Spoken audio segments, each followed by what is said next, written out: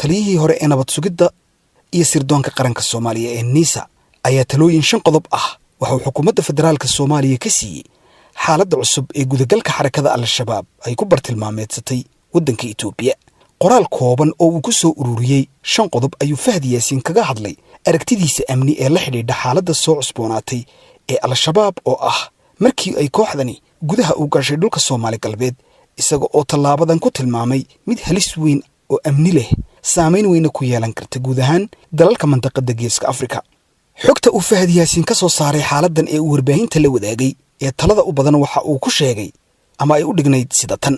isaga oo yiri sidan in kooxda Al-Shabaab ay ka tallaabaan xadka oo ay gudaha dal daris la ah Soomaaliya ay u gudbaan iyagoo cudud iyo ciidan wata ayna geystaan weeraro ay dhul kula wareegayaan oo aan ahayn weeraradii ku dhufo oo ka dhaqaaqda ahaa ee looga bartay oo keenay khasaare baaxad weyn leh waa dhacdo halis ku ah gobolka oo dhan waana tallaabo ugub ah oo khaldi karta qiyaasta laga qaadan karo dhacdooyinka ku xiga. Fahdi Yaasiin oo hadalkiisa sii wata waxa uu yiri waxa aan ku talinayaa in madaxdu qaado qodobadan hoose oo aan u arko in ay muhiim yihiin amniga qaranka dalkeena iyo guud ahaan xasiloonida gobolka Geeska Afrika sida uu hadalka u dhigay. waxaan yiri qodobadani waxay ka kooban yihiin 1 in dawladda Soomaaliya ay feejignaan muujiso ayna iska dhaafto sahlashada dhibta dhacday indhaha ay ku eegaysana ay noqdaan kuwa ka duwan wixii hore ay argixisadu u sameyn jireen. waxa dhacay waa wax taaban kara mustaqbalka Geeska Afrika oo dhan. 2 in golaha wasiirada si dhaqso ah loo dhiso si ay shaqadooda u guda galaan wadankuna uga baxo firaaqa shaqo ee haatan taagan. 3 in guddida amniga qaranku uu shir degdeg ah ka yeesho xaaladda khatarta ah soona saaro go'aano horseedi kara nabadda gobolka Geeska oo idil ayna dawladda Soomaaliyeed qaadato door hogaamineed iyadoo muujinaysa in amniga gobolku isku xidhan yahay. 4 in la abuuro jawi kalsooni oo ku salaysan wada tashi joogto ah oo ku qotama ka hortagga khataraha amni ee wada hoseeya Geeska Afrika. taasna lama heli karo inta amniga Soomaaliya ay madax ka yihiin xubno shalay la safnaa ururka TPLF markii ay la dagaalamaysay dawladda sharciga ah ee Addis Ababa qaar kalena ayba argagixisada xidhiidh wada shaqeyneed leeyihiin waana qodob khatar ku ah buudi amniga Soomaaliya iyo kan gobolka labadaba. qodobka 5aad wuxuu Fahdi Yaasiin ku tilmaamay sidan Itoobiya waa dalka aan la leenahay xuduudka ugu dheer ayna muhiim tahay in labada dal ay si buuxda isaga kaashadaan amniga iyo ka hortagga argagixisada waana in xidhiidhkeena aanay saameyn gurracan ku yeelanin dad dana khaldan leh ama xidhiidh la leh kooxo khatar ku ah nabadgelyada gobolka oo idil. sidaas ayuu yidhi Fahdi Yaasiin Xaaji Daahir taliyihii hore ee nabad sugidda iyo sirdoonka qaranka ee NISA. inta haddii aan saaxiibayaal ka gudubno bal aan jaleecno wararkii ugu dambeeyay xaaladda Al-Shabaab iyo Itoobiya oo noqotay mid maalmihii ugu dambeeyay si weyn looga hadlayo dunida saameyn amnina keenaysa. inta aynaan guud ahaan xaaladda qorshahan dagaal ee Al-Shabaab soo qaadan bal aan eegno weerarkii ugu dambeeyay ee maanta duhurkii ka dhacay aaga deegaanka Feerfeer oo ay isku haleeleen maleeshiyaadka Al-Shabaab iyo ciidanka gaarka ah ee dawlad deegaanka Soomaalida ee loo yaqaan Liyu Booliiska. dagaalkan u dhaxeeya ciidamada Liyu Booliiska iyo dagaalyahanada Al-Shabaab waxa uu maanta duhurkii ka dhacay deegaanka lagu magacaabo Laas Qurun oo aan ka fogeyn xarunta degmada Feerfeer sida ay warbaahinta Itoobiya sheegtay kaasi oo dadka deegaanku xaqiijiyeen in dhawaqa rasaasta iyo hubka la isku adeegsanayay laga maqlayay guud ahaanba daafaha degmada Feerfeer gaar ahaan deegaanka Laas Qurun iyo nawaaxigiisa. dagaalka ayaa la xaqiijiyay inuu maanta ka bilaabmay kadib markii ay ciidanka gaarka ah ee Liyu Booliiska dawlad deegaanka Soomaalidu weerar 3 jiha ah ku qaadeen kooxda dagaalyahanada xarakada Al-Shabaab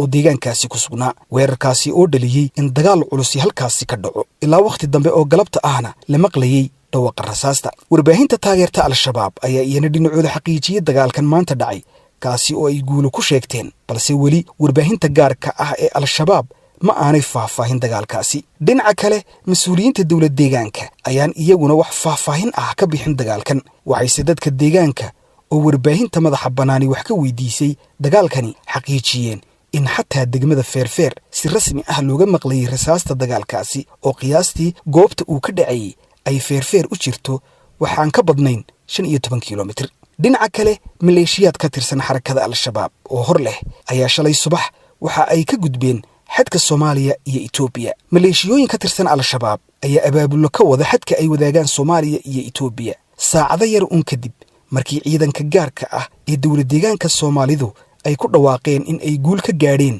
dagaalkii socday maalmihii la soo dhaafay. dowlad deegaanka ayaa dhinaceeda ciidamo badan geysay xadka Soomaaliya sida ay sheegtay warbaahinta dowladda ee ETV. dowlad deegaanka Soomaalida ee Itoobiya ayaa sheegtay in la soo afmeeray wejigii koowaad ee howlgalkii ka dhanka ahaa Al-Shabaab, balse taasi waxa meesha ka saaraya dagaalkan maanta mar labaad